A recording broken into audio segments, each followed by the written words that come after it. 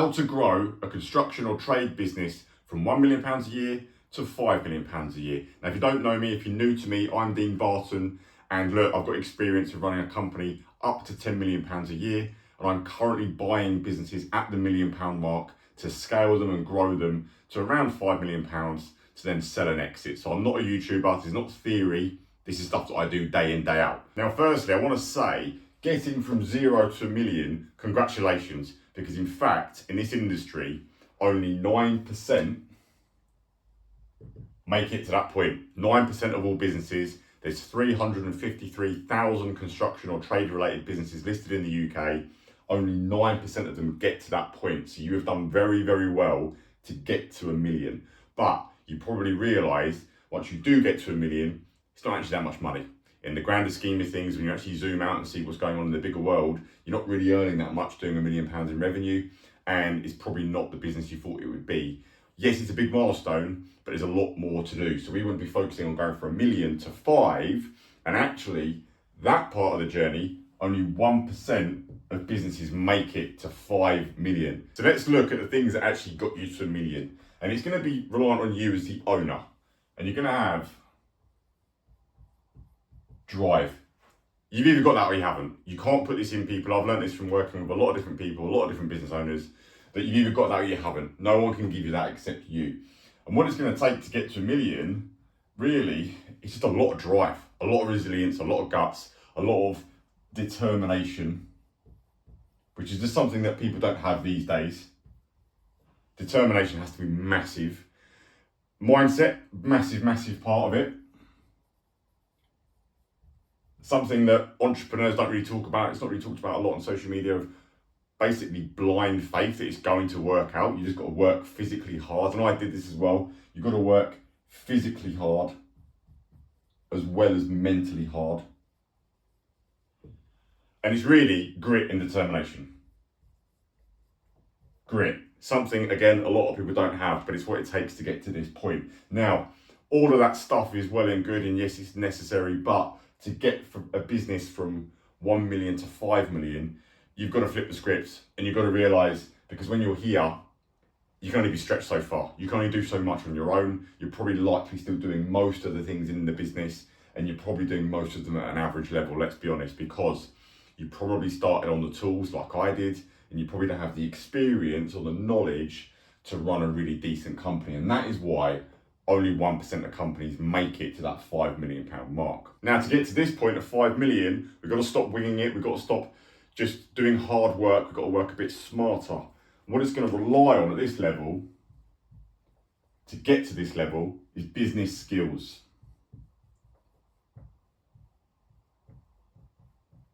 Specifically, the most important one, accounting, which is numbers. You've got to know the numbers of the business like the back of your hand. This is how you grow a business. If you don't do this properly, that's when you run into cash flow problems, which, what's the main reason a business not surviving or going under? Runs out of cash. We've got to get the accounting absolutely solid. Next, it's going to be recruitment. You're going to need people, which we all know. This industry, everyone says there's no good labour out there, there's no good staff. And you've got to flip that switch and go, actually there is, because there's a lot of bigger companies out there. There are construction or trade businesses that do hundreds of millions a year, and they have nailed the art of recruiting and getting good talent. You just don't know how to get that good talent right now. More importantly, you don't know how to train that good talent to come and work for you. And this is what you've got to flip on, is going, well, why should someone actually come and work for you in your business? Because there's a lot of better opportunities out there. So you've got to build a business that does provide really good opportunities. Then when you've got recruitment sorted, you're going to need some systems. Because good people, if they run good systems, the business will look after itself. Systems is something that people get their head stuck into and like try and overcomplicate it. I'll try and make that easy for you today in this video, but you're going to need systems to rely on because you've got too much on you. You get spread too thin. When it was just you over here, you know, you can manage stuff, you can be in track of everything, but you need systems to be able to visibly see everything going on in the business. Then you're going to need a lot of financial management. I'll just put FM for short. You're going to need to really master your finances. You're going to need to master your subcontractor agreements, when you pay people, how you pay people. getting all your payments in from all your clients, looking out for things like retentions, deposits, a lot of other things like this. As you grow and scale the company, these things can bite you on the arse because, for example, just deposits alone, deposits on a balance sheet of a company are actually a liability.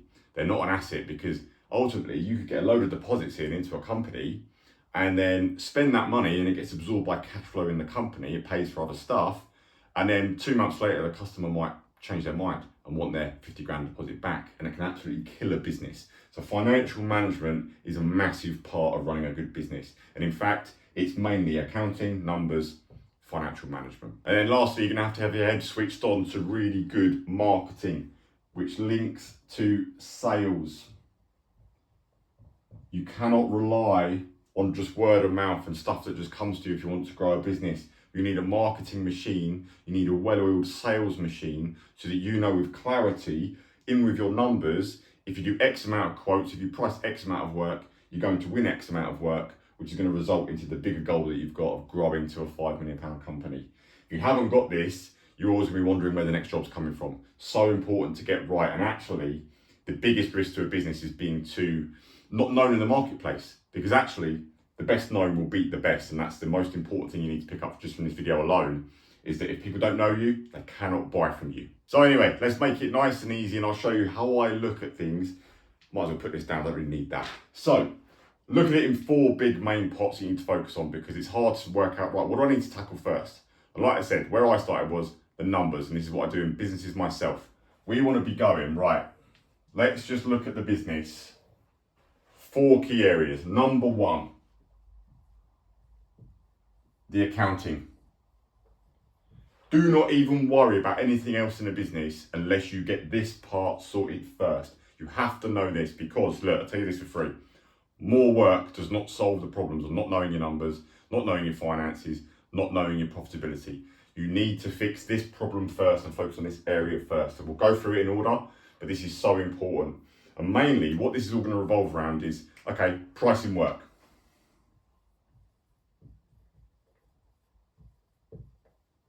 You have to know your costs. You have to know your costs. You need to know every single job that you touch before you even step on site. What is that job physically costing you to deliver the job? And then you can start looking at, okay, what's the gross margin that we put on top of that job? Gross margin is your leading metric of company profitability from all the jobs. Now, where people get confused with this is that you price a job, you put a clear gross margin on top, but then you're going to have all your overheads, which are all the costs to run the company. And you need to know these like the back of your hand. You need to know it costs you X amount of work, it costs you X amount of money every month just to keep the lights on. If you did no work, this is what your standstill costs are. Then you can actually quite quickly work out, okay, well, based on that, we need a minimum of this much work just to survive. And if we do this much work, we'll be in profitability. Because once you know these 2 numbers, you will then know your net margin.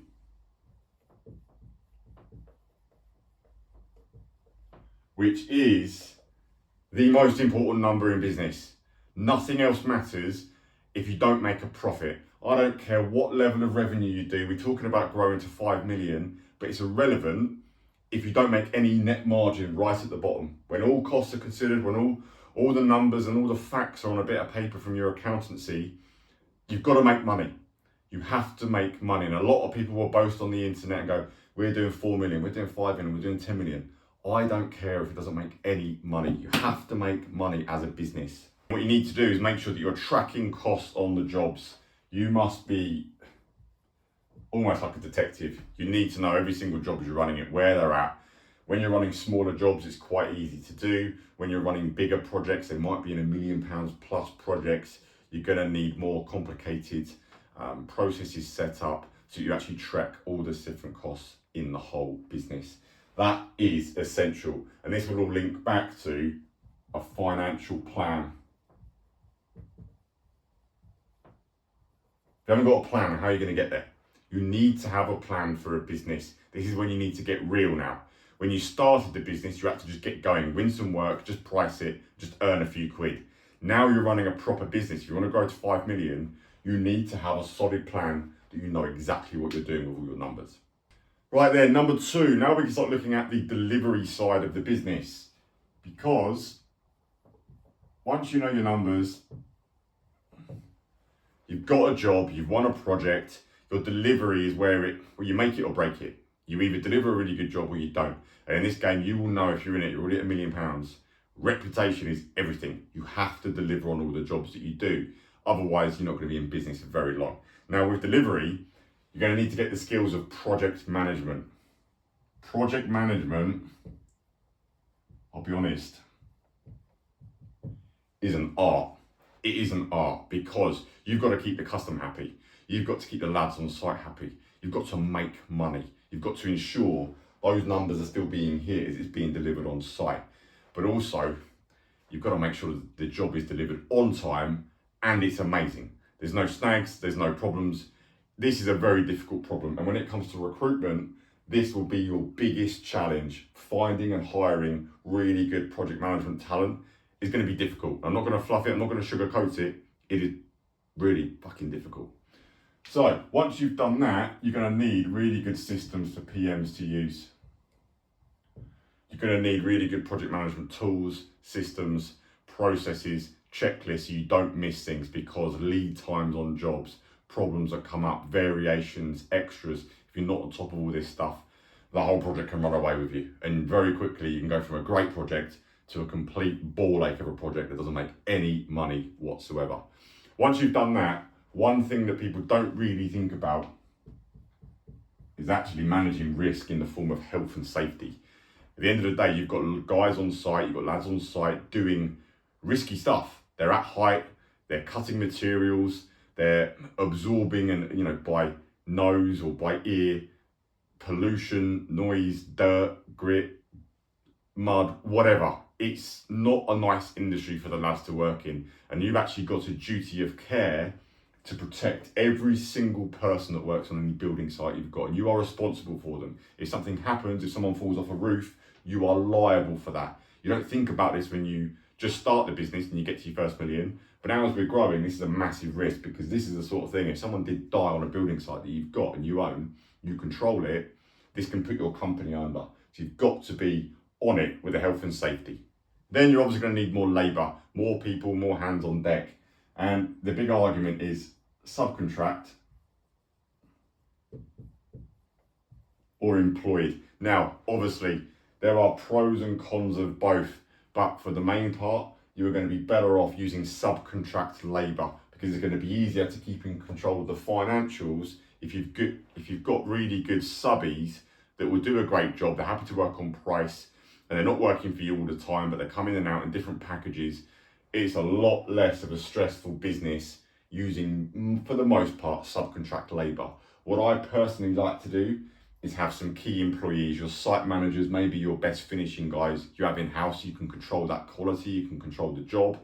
But for the most part, you want to be sticking to subcontract labour. So much easier to run, so much easier to control. And the next thing you got to think about is your team. You're going to need people. You cannot do it all. You're going to need a good team. And the way you need to think about things is instead of spending time to try and save money, you need to spend money to bring you more time. You've got to buy back your time. This is the biggest mindset shift you can have as the owner, of buying back time, because the first hire you're going to need, if you haven't got it already, is admin help. You are going to need someone that basically looks after the whole office, looks after all the things on the jobs, boring admin stuff, repetitive tasks. You've got to get rid of that. And to get to the £5 million revenue sort of target, you're likely going to need 2 times either a PM or a contract manager role to be able to deliver that volume of work. That, again, like I said earlier, that is very difficult to do, but this is the type of staff you're going to need. So you need to build the business correctly so that you can afford those staff and you can attract the best talent you can. Because look, I guarantee this, if you spend more money on this by getting really good people in, getting people that are like level 8s out of 10 versus getting 3 or 4s out of 10, it's going to make your life so much easier, and the business will grow so much quicker because you've just got good talent. Then you've got to be looking at your estimating part of the business, which is, it's the engine. That is the most vital part in this business, right? Every good job starts with a great estimate. And obviously it links back into your finances, your accounting. If you've got crystal clear clarity on where the job is before you even set on site, that's only a good thing because you're going to make money. And that's why you're in business. But also, it's going to make your PM's job so much easier to deliver that job if it's been estimated right from the start. You will be in an absolute shit show of mess if you haven't estimated the job at the beginning, because you cannot save a job. If it's been priced wrong at the start, no matter what you do, no matter how hard you work, you cannot turn that into making money at the end if it's all just a shambles and the numbers side. Linking to that, you're going to need someone who wears like a QS hat, which is basically a quantity surveyor who's actually in charge of the job as it runs as well. So basically, making sure the job is still performing as it should do, again in line with the finances. See the theme here, I keep going back to the finances. This is a finance game. It's a finance and a recruitment game. And then what you're gonna have to do to run this team, you've got to set standards. I know my writing is horrendous, but it will do. You've got to set standards, you've got to set expectations on people. And this is a hat that you're probably not that used to wearing. You're probably great at telling labour on site what to do, but telling more professional people what to do and setting the standards and the expectations, that's where you're going to hit a bit of a roadblock and it's going to be problems. But you've got to train these people. Staff need training all the time. You've got to invest back into your team so that they absolutely perform. Training is a big, big thing. It's like going to the gym. You don't go to the gym once and walk out ripped, massive muscles, in great condition. It's going to take you hundreds of workouts, hundreds of meals, constant repetitions of training. And this is what you've got to do with this. You've got to wear a different hat of doing the boring work, keep telling people how you want things done, improving things, refining things, constant progress. It doesn't stop. Then lastly, we need to look at the marketing side of the business, because this is normally an afterthought. At the end of the day, you need more people to know you.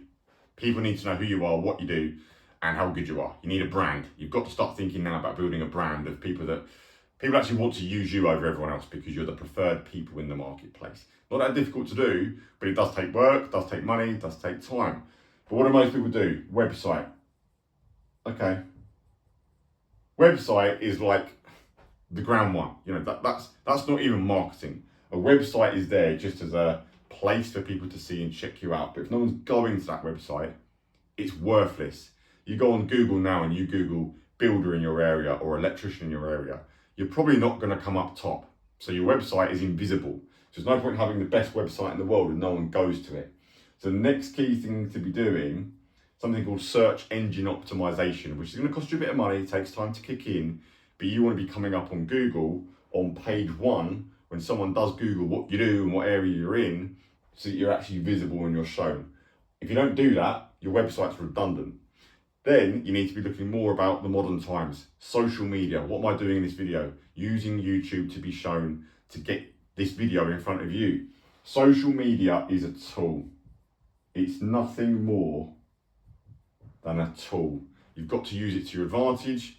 Most people use it to their disadvantage. Most people are sat there scrolling, looking at other people's stuff. 99% of people do not put content in the marketplace. The businesses that thrive, and they're going to thrive in the next 10, 20 years, are highly leveraging building a brand on social media. Because look around you, every single person's on their phone. You go to a restaurant, everyone's on their phone. Kids are on their phone. You've got to think of the younger generations coming through. Everything is digital. If you are not on social media, if you're not using that to your advantage and building relationships, you are missing a massive trick. Now, to dig into that a bit more to make it easier, Instagram is like the catalogue of what the work that you do. You've got to display your work. You will probably check out every single purchase decision you're going to make on the internet first before you buy it. It's human nature. Human nature is you're thinking about making a purchase, you go on the internet first. If you can't find what you're looking for, you don't really want to buy. But if you stumble on a company you really like the look of, customers are going to want to buy from you. Instagram is basically the visual library, the catalogue of the work that you do. So it's a necessity. It is a necessity. The next thing is YouTube. If you leverage YouTube, one of the guys I actually work with in his business, he has leveraged YouTube and he's got more leads that he can do anything with. He's got so much leads coming in because people just buy into him because he's documented all the projects that he does. He's documented it very professionally. He talks to clients through how the process works from start to finish. He has killed it on YouTube, and in return, he's got more leads than he needs to run his business and grow it to this level of 5 million that we're talking about.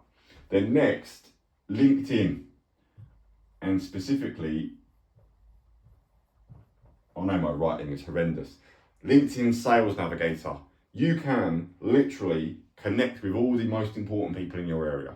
So people that have got good jobs, people that are directors, managers, owners of companies. These are the clients you're going to want.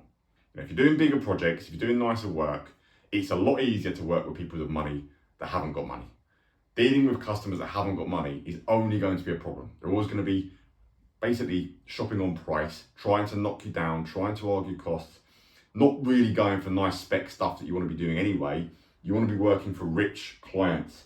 They're all on LinkedIn. You can literally set up an account today, go on Sales Navigator, put in your area, search by job description and find all the key people, start connecting, start putting content out, start building relationships, and then you're going to get much better clients into a business. And all of this stuff, what people don't talk about, it's not just about winning work now, it's all about